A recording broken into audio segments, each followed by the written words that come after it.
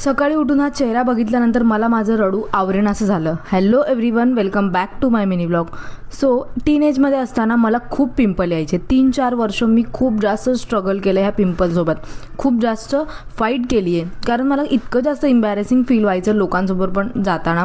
Face reveal करताना पण खूप जास्त इम्बॅरेसिंग फील व्हायचं. मी खूप जास्त DIY करून बघितले, बाहेरचे प्रोडक्ट ट्राय केले, परत स्किन केअर केलं, स्किन डॉक्टरांना ट्राय केलं. माझे पैसे इतके जास्त वेस्ट गेले, पण असर मला काहीच झालं नाही.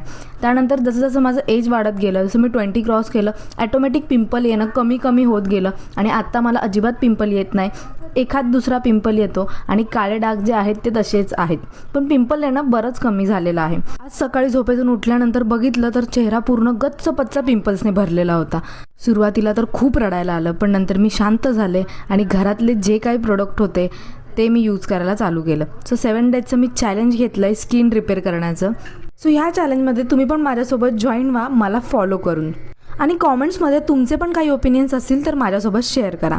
सो ह्या चॅलेंजमध्ये मी डेली बेसिसवरती रोज स्किन केअर करणार आहे, जे मी व्हिडिओमध्ये दाखवलं आहे. भरपूर सारे फ्रूट्स खाणार आहे, भरपूर सारं पाणी पिणार आहे आणि रोज एक्सरसाइज करणार आहे, जे की मी करतेच. सो ह्या चॅलेंजला इंटरेस्टिंग करण्यासाठी मला फॉलो करा. And thank you.